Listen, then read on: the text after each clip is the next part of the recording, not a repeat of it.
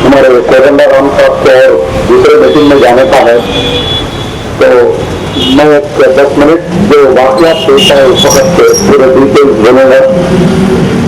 18 मई 2007 में जैसे ही बम धमाका हुआ, बम धमाका होने के बाद में बम धमाका होने से पहले दीगर रियासतों में मसाजिद में बम धमाके हो रहे थे। सेंट्रल इंटेलिजेंस की ये रिपोर्ट थी तो हैदराबाद में भी किसी मुकाम पर बम धमाका हो सकता है, और इंटेलिजेंस की भी रिपोर्ट थी कि हैदराबाद में किसी मुकाम पर बम धमाका हो सकता है। पुलिस का रेड अलर्ट था, हर चीज थी। रात में चेकिंग चल रही थी, कभी झाड़ू नोट के नाम पे गिरफ्तारियां हो रही थी, कभी रेड अलर्ट के नाम पे गिरफ्तारियां हो रही थी। तमाम होने के बावजूद इस दिनों में तबलीगी जमात का एक बड़ा इज्तिमा शहर में हो रहा था, और जब तबलीगी जमात का इज्तिमा हो रहा था, सारी स्टेट की पुलिस, इंटेलिजेंस, एसबी सब मौजूद थी, मुतहरक थी। मक्का मस्जिद में दिन पहले मेटल डिटेक्टर्स लगाए गए, रोज मुसल्लियों की चेकिंग हो रही थी। इस टाइम के उठाकर देखिए, 1 मई से लेकर 18 मई तक मुसलसल हर उर्दू और इंग्लिश अखबार में ये बयान दिया जा रहा था कि मुसल्लियों की चेकिंग हो रही है। उसके बाद में सारी सिक्योरिटी की मौजूदगी के बाद में वहां पर अंदर बम दाखिल हो जाता है और बम फट जाता है। और जब बम फटता है तो सबसे पहले उस वक्त पर जो सिक्योरिटी के इंचार्ज थे उसको मुअत्तल करना चाहिए था।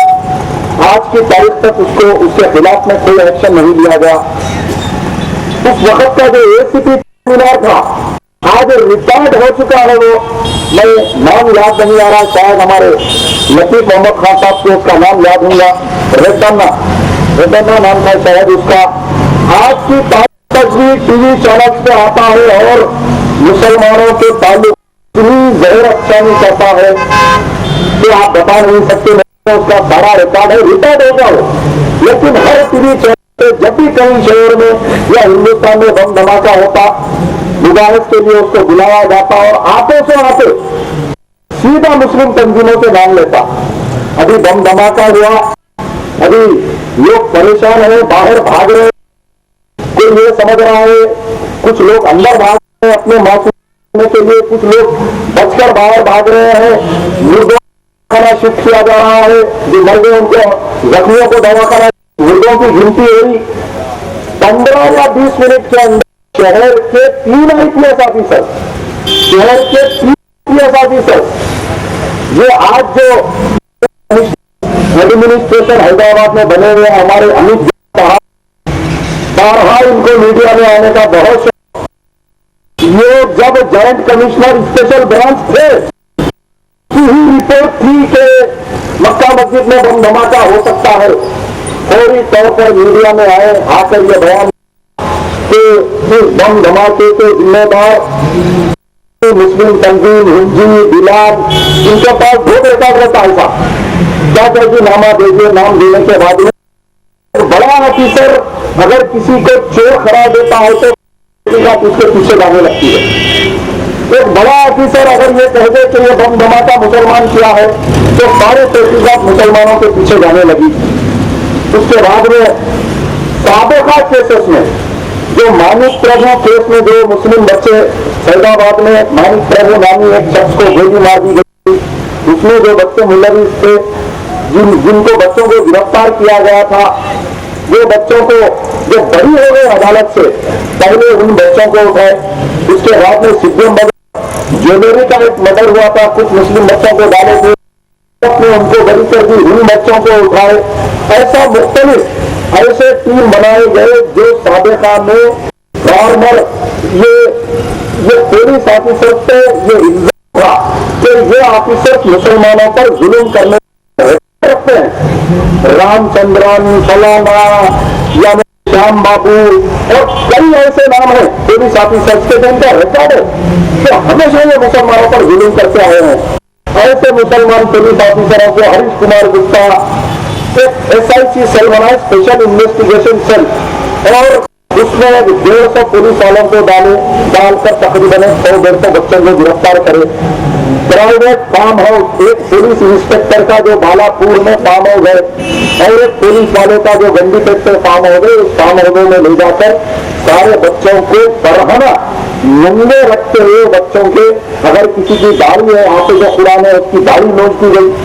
अगर कोई ये जो पुलिस ऑफिसर्स जो ट्रेनिंग पर जाते हैं, मैं बार-बार ये बात कहता हूं कि पुलिस ऑफिसर्स को ट्रेनिंग के लिए सिर्फ अमेरिका, इजराइल क्यों भेजा जाता है?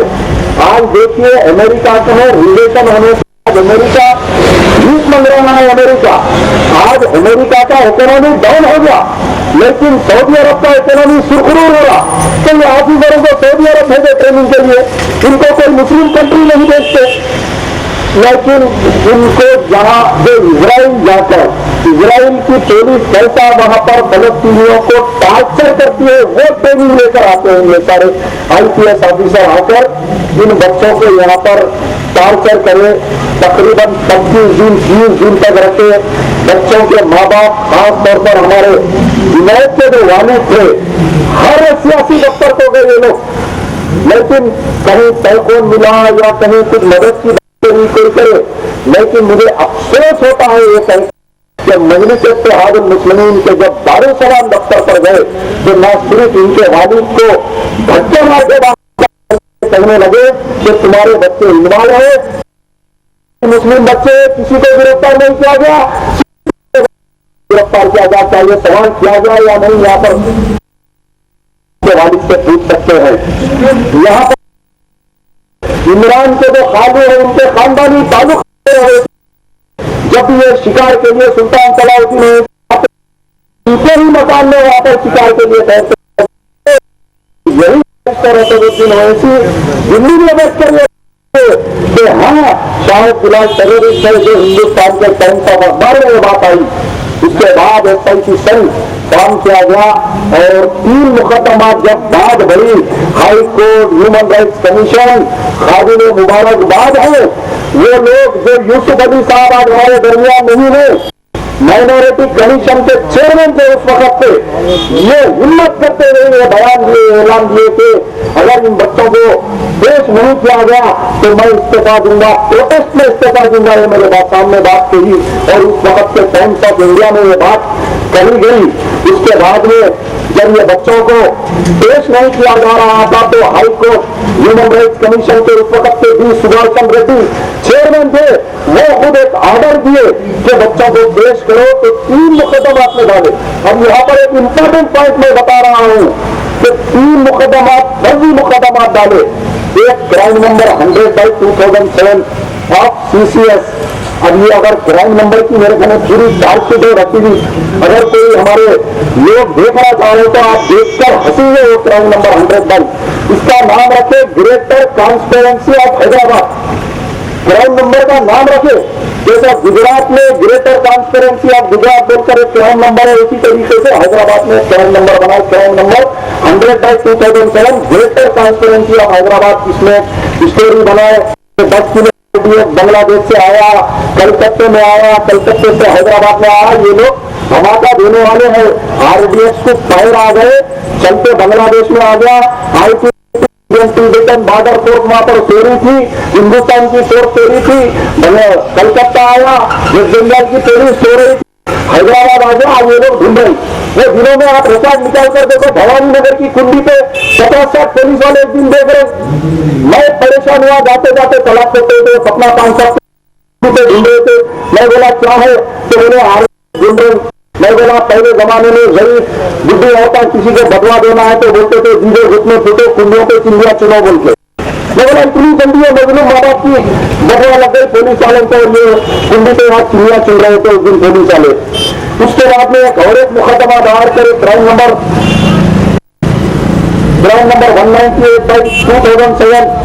ये क्राइम नंबर डाले गोपालपुरम पुलिस स्टेशन में।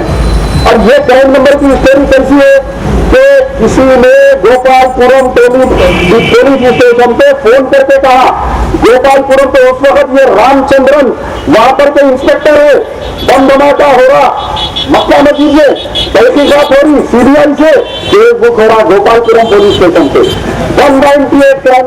ये रामचंद्रन जहां भी है आज उसको तरक्की देते, एडिशनल डीसीपी बनाए उसको, आज उसको तरक्की देते, एसीपी बनाए उसको।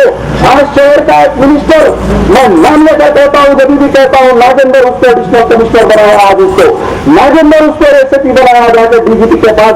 ये दिनेश रेड्डी बड़ा ईमानदार ऑफिसर, किसी की नहीं सुन रहा था, लेकिन चीफ मिनिस्टर को ब्लैकमेल करके रामचंद्रन को एडिशनल डीसीपी का आज एडिशनल डीसीपी न्यूज या वेब जोन पर दिखाकर रखते हैं। ये 198 क्राइम नंबर कैसा है कि किसी ने टेलीफोन करके पुलिस स्टेशन पे ये बात बताई कि सिकंदराबाद रेलवे स्टेशन में दो लोग आपस में बात करने रही, चेहरे से मुसलमान दिख रहे, तो एसआई जाके दो बच्चों को गिरफ्तार करा, तो दो बच्चों को गिरफ्तार करके जाके टार्चर करा, टार्चर करने के बाद में ये लोग लेके जाके शाहराजू खत्तार कब्रिस्तान में, शाहराजू खत्तार कब्रिस्तान मिश्रीगंज में है, वहां पर जाकर एसआर में बोल रही तो ये बच्चे नाम फातिहा मसलक के है, नाम फातिहा मसलक के बच्चे कब्रिस्तान में क्या वहां पर जाके वहां पर से इंक्रीमेंटिंग डॉक्यूमेंट निकला। इंक्रीमेंटिंग डॉक्यूमेंट क्या है? डॉक्टर जाकिर नायक के सीढ़ियां डाल के बच्चों को केस में बुक करे और ये बच्चों को 30 बच्चों को क्राइम नंबर 100 में 30 बच्चों को डाले, क्राइम नंबर 198 में 30 बच्चों को डाले, डाल के उनको केस करे। जब जज पूछा कि अगर ये लोग जिहाद की तालीम कब्रिस्तान में बैठ के देख रहे थे तो क्या लाइट का करंट था क्या वहां पर? कब्रिस्तान में इलेक्ट्रिसिटी का कनेक्शन था नहीं था बोल के ये रामचंद्रन को पूछा तो रामचंद्रन जवाब देने के लिए उसके पास कोई अल्फाज नहीं थे। उसके बाद में और एक क्राइम नंबर बनाए, क्राइम नंबर 75/2007। उसके बाद एक और एक क्राइम नंबर बना, क्राइम नंबर 75/2007 बोलते क्राइम नंबर बना। और इसकी स्टोरी कैसी है देखो आप, ये क्राइम नंबर की जैसा फिल्मों में कहानियां लिखते, एक स्टोरी राइटर होता, स्टोरी टेलर, स्टोरी राइटर। बचपन में बच्चों को नींद नहीं आई तो एक ज़ईफ बुढ़ी बच्चों को कहानियां सुनाती, वैसा एक स्टोरी लिखे। बंडारी रामदास के बेटा अमेरिका से आता है, यहाँ पर रहता वो जमाने में हज के फोनों को इस्तेमाल करते हुए, हज के फोनों को लोग लेके क्या कर रहे थे, 2-3 लाख रुपए दिन देते, फेंक दे रहे थे फोन का काट। बंडारी राम प्रसाद एक कंप्लेन दिया के कोई नंबर है 988 हज का, ये फोन ऐसा करे, वो फोन को दहशतगर्दी कार्रवाई करने का बंडारी रामदास के कंप्लेन पे केस बुक करे। ठीक है, मैं मान लिया ये मजीद 30 बच्चों को डाले, चलो पुलिस की बात मान लिया कि ये बच्चे वहां पे दहशतगर्द थे और वो फोन इस्तेमाल करे। दहशतगर्दी आज तक पुलिस रिकॉर्ड अगर है तो पाकिस्तान से होना, बांग्लादेश से होना, चलो ठीक है सऊदी अरब से होना, पूरे वो फोन की 40 निकाल के देखा मेरे को मौजूद है, आज भी मौजूद है पूरे फोन की 40, कहीं भी नहीं है। वो पूरे फोन की 40 में नंबर जो है वो अमेरिका को है, वो जापान को है, वो ऑस्ट्रेलिया को है और वो कांकी है। यानी ना पाकिस्तान के एक साल है, ना सऊदी अरब के एक साल है, ना बांग्लादेश के एक साल है।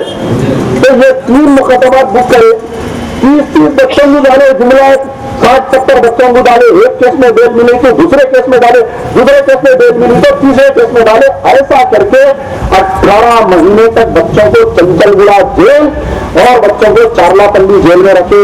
मैं चैलेंज करता हूं आज मुस्लिम क़यादत से, तुम 18 महीने तक जेल पे जाके एक भी एमएलए या एमपी मिला क्या? मैं अपनी पॉलिटिकल लाइफ से रिजाइन कर दूंगा। मैं अगर एक भी साबित करके बताओ, बरखिलाफ इसके हाजिर मुबारकबाद है, हमारे दरमियान नहीं है जाहिद अली खान साहब, हमारे दरमियान आप मजीद एमपी नहीं है, आज यहाँ पर अजीज पाशा है, सुबह सुधाकर रेड्डी साहब है, ये लोग गए जिस वक्त मैं जाकर मजी साहब आ गए, याद करते हैं,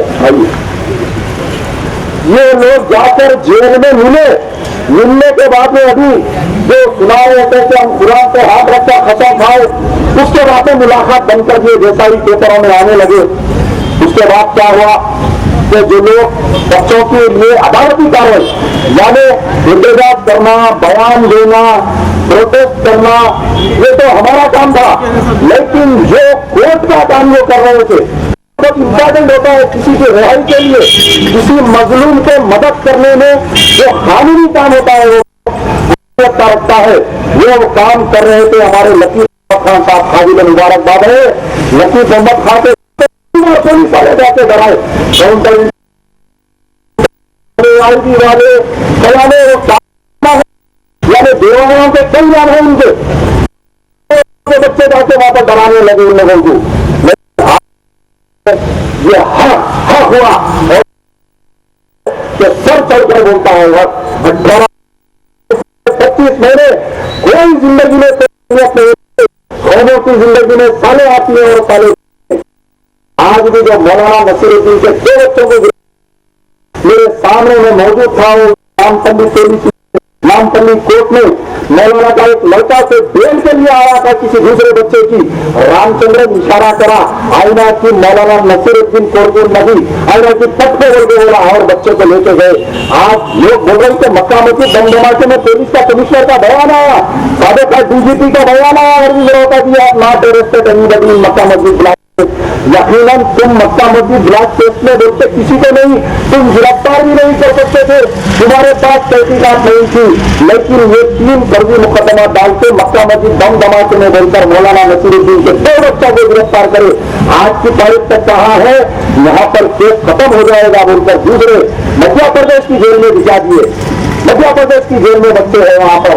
इसके बाद अभी पुलिस का जुल्म खत्म नहीं हुआ, वो वजारत में आ रहा कि हुकूमत ने एक्सग्रेशन दे दिया, हुकूमत ने फलाना कर दिया, हुकूमत ने ये कर दिया, लेकिन परसुम जो पेश है मादन्नापेट और सैदाबाद में, ये बहुत अहम बात बोल रहा हूं मैं आज।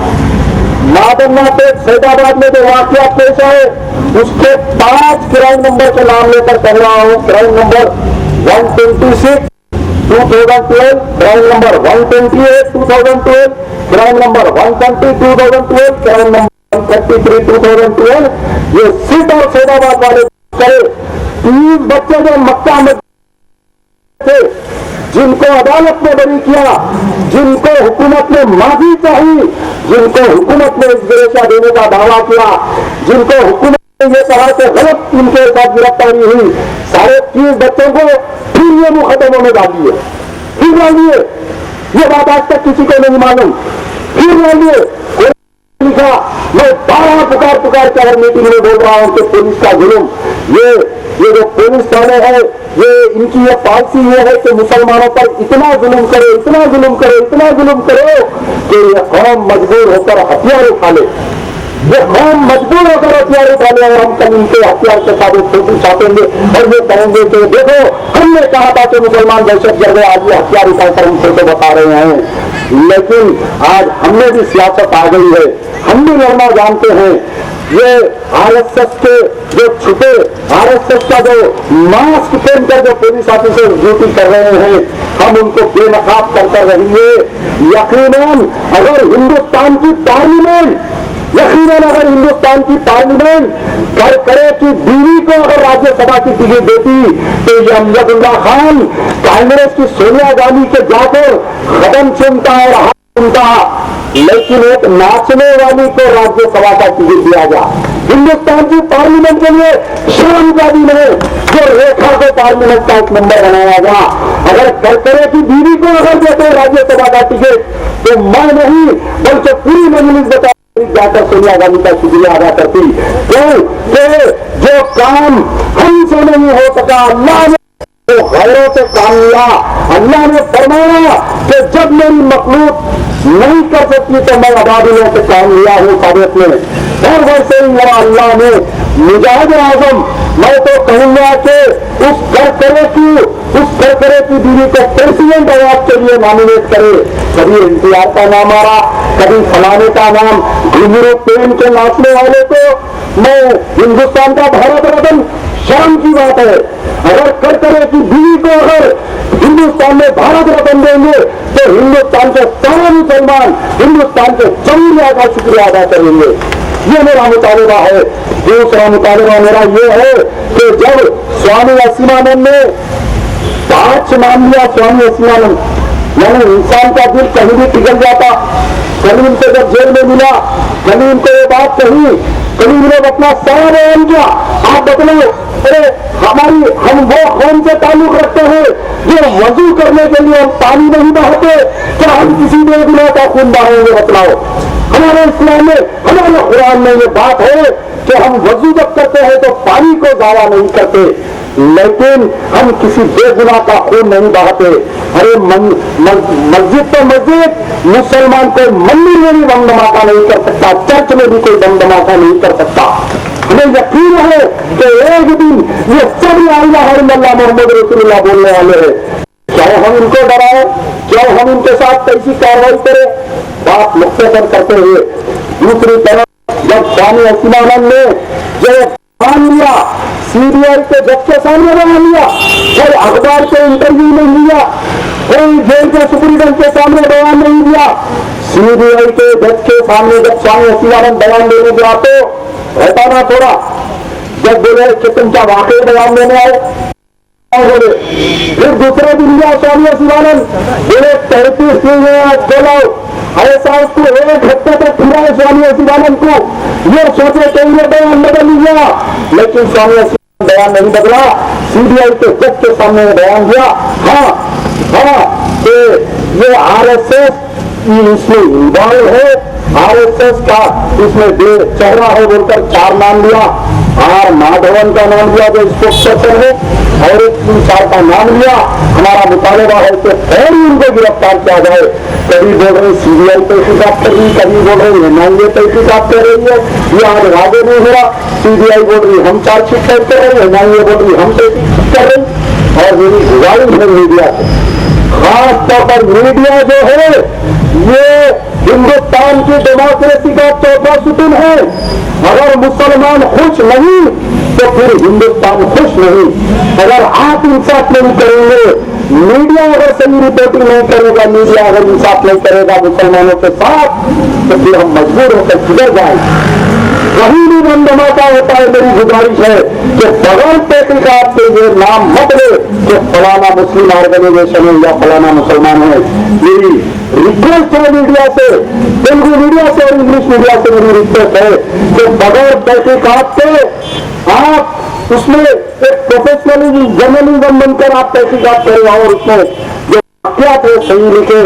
मुझे बड़ी शर्म आती है बात वक्त हिंदू अखबार के परवीन स्वामी के आर्टिकल पढ़कर ये राका एजेंट ऐसा लिखता है, वो एक ईदी बाजार के बच्चे को पकड़े थे थोड़े दिन पहले, उसके बारे में आगे पेज की रिपोर्ट। मुझे हैरत हुई देखकर, परवीन स्वामी का आर्टिकल देखकर हैरत हुई मुझे देखकर के कैसा आगे पेज का आर्टिकल, हिंदुस्तान ईदी बाजार में एक बच्चे को पकड़े, इस तरह से एक जंबिया निकला। तो ये वाकयात है क्योंकि और भी मुखबिर है। मैं सबको चाहता हूं कि सब ये मुखातिब करे। कोदंडाराम साहब को भी जाना है, मैं गुजारिश करूंगा कि कोदंडाराम साहब आपके सामने मुखातिब करे। यार जिंदा सोबत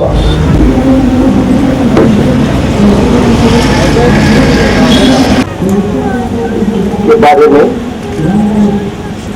जो इफेक्टेड है उन्हीं को मुलजिम बनाने का सरकार जो कोशिश किए और करके इन सब लोगों को गिरफ्तार करके जो टार्चर ये किए, ये सरासर गैर कानूनी काम है।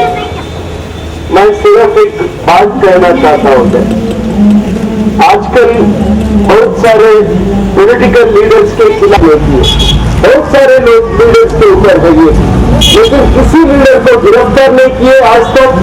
किसी लीडर को ये इंक्वायरी के नाम पे लेकर के ये टार्चर करने का कोशिश नहीं की। ये हमेशा जो कमजोर रहते हैं उन्हीं लोगों के ऊपर ये सरकार ऐसे काम करते हैं, उन्हीं लोगों के ऊपर ऐसे ताल्लुकात होते जाते हैं, होता है। पहले 83 के 85 के बीच में हम वरंगल के जितने भी अरेस्टेड थे उसका रिकॉर्ड रखते थे। 350 लोगों को अरेस्ट किए और काकतीय यूनिवर्सिटी के बगल में एक पुलिस कैंप रहते थे। ये 350 बच्चे 83-85 के बीच में 15 दिन से लेकर के 2 महीना 3 महीने वो कैंप के लोगों को रखते थे। ऐसे ही शॉर्ट ट्रीटमेंट पेशाब पिलाते थे, खाना नहीं देते थे, नंगे रखते थे इन लोगों को सबके सामने। तो ये सब होते थे उधर। कई लोग उस जमाने में तो कन्नदरन साहब कोर्ट में जाके हिलियस कार्पस लेके इन सब लोगों को रिहाज के लिए कुछ कोशिश करते थे। चल बहुत सारे लोग जो मेंटल डिरेंज हो गए, बहुत सारे लोग उनका तबियत अभी भी खराब हो उठती, अभी भी ठीक नहीं चल सकते। ऐसे बहुत कुछ हो गए इन लोगों के। वो लोग वो जमाने में 1 रुपया 50 पैसा उन लोगों का तनख्वाह रहते थे। ये लोग मांगे 2 रुपया 50 पैसे, 1 रुपया का बढ़ती। और ये छोटी सी डिमांड के लिए इन सारे लोगों को इतना फूक मारते थे ये लोग। नक्सली उनके पास ना कोई मजदूर ना कोई उनके पास चाकू रहते थे।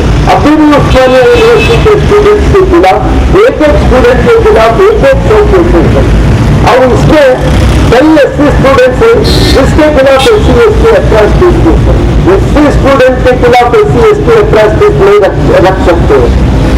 तो ये सारे अभी भी सारे स्टूडेंट के ऊपर केसेस है, अभी भी अरेस्ट करते हैं। वो पुराने केसेस में पुलिस स्टेशन में ले जाते हैं। एक बार पुलिस ऑफिसर ने पूछा ये क्यों आप ये केसेस रखे? बस के ऊपर पत्थर मारे साहब, वो पत्थर मारने की वजह से अटेम्प्ट टू मर्डर केस रखते बच्चे बोलो। मैं बोला जब पत्थर बस के ऊपर मारने से ये अटेम्प्ट टू मर्डर कैसा हो सकता? उन्हें बोला जब पत्थर उठाए बस के ऊपर मारा और बस के आईना तोड़ गए सब हम देखे, तो हम ये देखने के बाद ये केस लगाए, तो ये अटेम्प्ट टू मर्डर कैसा हो सकता? वो क्या पूछे? ये अटेम्प्ट टू मर्डर कोई प्लान करे बस के ऊपर, बस में जो बैठे उन लोगों को हमला करने का कोई प्लान के मुताबिक कोई बस के ऊपर पत्थर फेंक देंगे तब भी ये ट्रेन सेल हो सकता, तो नहीं होना चाहिए। तो उन्हें बोल दिया, कबूल किया, सरकार ने उन्हें आर्डर किया, हम ये केसेस दर्ज किए। तो बिना सोचे ये केसेस दर्ज करते आप कोर्ट में से जाके वहां से बहुत मुश्किल से जेल के ऊपर बाहर निकलते। पुलिस वही जेल के गेट के पास उन्हीं लोगों को पकड़ के ले जाते हैं, दूसरा केस दर्ज करते हैं। ये अभी भी ऐसे होता है पुलिस के करते, इसमें कोई बदलाव नहीं है।